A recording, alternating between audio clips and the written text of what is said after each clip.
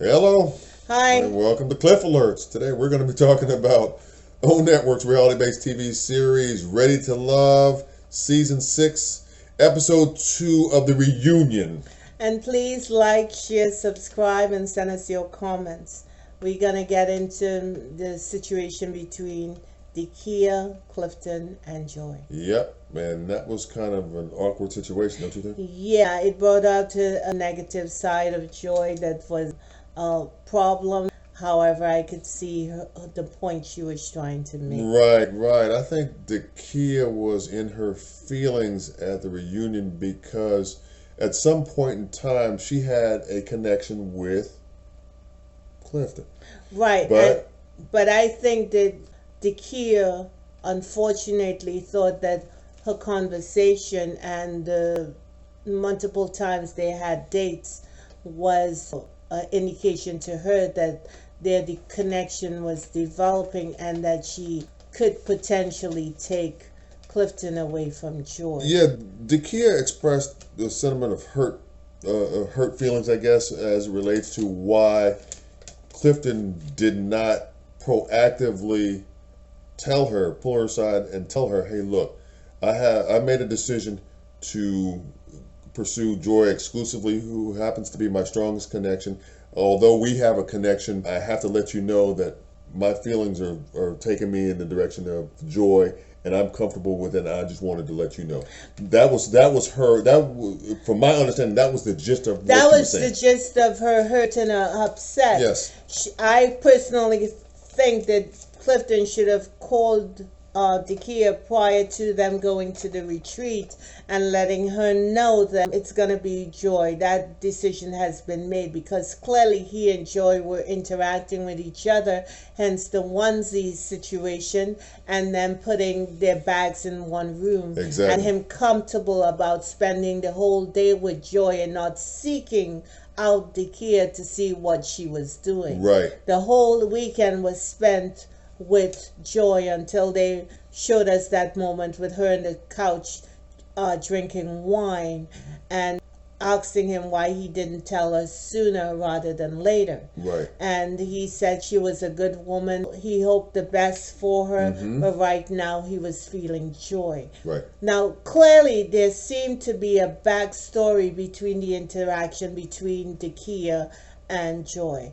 Joy indicated that they had a conversation, and Dekia, in not so many words, mentioned that the possibilities of her taking Clifton away from Joy. And Dekia said that was, what was the language she used? If I'm not mistaken, she said that remark was taken out of context. Yes. Yeah. And Joy clapped back saying that, we're not gonna go with your point of view. It is what it You're is. being diplomatic. She said F your context. Joy gave that message clearly and distinctly to Dekia. Okay? Because they have, based on that conversation they had, so quite a few people are upset with how Joy came at Dekia, but evidently there was a exchange between them. Absolutely. And Joy was salty that Dekia thought that she could take Clifton, who Joy had her little markings on from day one. So she was marking her territory, basically, is what you're saying. That's exactly right. Clifton was locked in. And Joy clapped back at Dekia as much by saying, "Hey, look, that connection that you thought you had was in your mind. your head." And that was the mean girl, hurtful thing that I have a problem with. Joy did not have to say that. You could see that hurt Dekia, that direct hit that Joy gave, and then that mean-spirited smile or smirk she gave.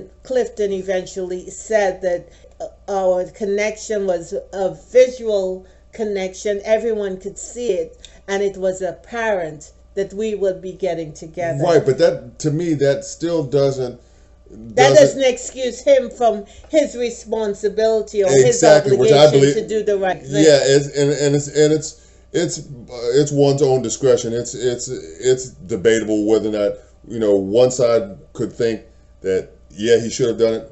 One side could think, well, he didn't owe her that, and I get that. It's a Right. two-sided coin. I get Right. that. But had it been me in that situation, and I think I would have responded by saying, "Hey, look, I need to do this because I want to make sure that this person that I'm having this conversation with is clear which direction I'm going in." Right, because we can clearly see. Not assuming. Right. And not Being direct, being right. clear, so Not having everyone it be is clear about what's visually gonna- apparent to Right, everyone. right. Just making sure that I state to her, Right. "Hey, look, I agree with you. We have this kind of connection, but I have a stronger connection with."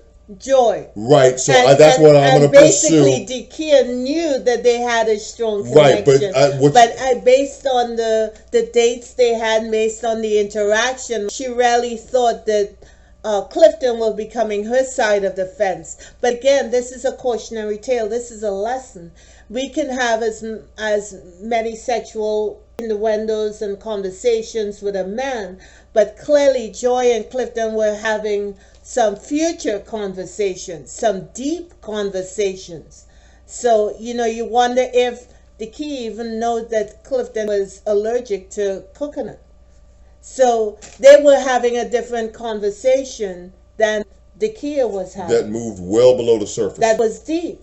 Yeah. So that's why they had that immediate connection, and Clifton was really playing this game and playing it well. Right. I thought that Joy came across a little bit mean-spirited when she said that it was only in her head. She didn't have to say that. Right. And when she gave that smirk at the end, it was a little harsh. And you could see the Kia was upset, but I wondered why was she so upset, because she started off saying that she got a man, she found a man, she was in relationship. So why are you upset? Why are you letting these people tear into you? Just say, oh, I'm happy for you. I think because at some point in the process, after that decision became clear, after that weekend, she was still in her feelings. And I suspect that it could be something else or a memory of that Dikia may be dealing with, and not the situation with Clifton. Because a grown woman, I could hold on to my feelings. I don't need to go further because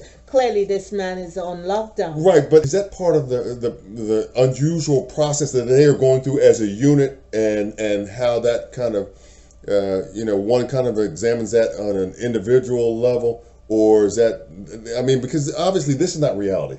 This is not reality, but I personally don't think her upset and that dagger and that pain that's on her face, and it's real pain. Yes. You could see it's real pain. Right. That it could be, the situation may be reminding her of something else that may have happened in her life, and not the situation right now. I understand. Because it triggered her something. Right. Yeah. Because a woman who is trying to decide on who she wants to be with, or who she's connected to, and you see that let's say a couple are locked in tight. Right. They're marking each other at this point. Yeah. You're not trying to insert yourself in that situation, because if you do, somebody is gonna get hurt, and it's probably gonna be you. Right. And are you gonna take that kind of risk with your emotion and feeling, right, and your well-being and mental health? I don't think so. Yeah. But the pain on Dikia's face, it was definitely real. There was no question about that. It absolutely was. And it's I guess unintended fallout from being part of being part of that process. I get it, and I don't think it was Clifton's intention to do that. No, I really don't. No, and I think it was poor form for Joy to say the things that she or respond to what because she you don't want girl on girl crime, if you know what I'm saying. Yeah. Black women tend to go at each other for no particular reason, and Joy could have been softer in her approach. Yeah. That's all we have. God bless you and keep you. We wish you love. And when I say loving yourself, I'm talking about being kind to yourself and treating yourself special. Have a good one. Bye.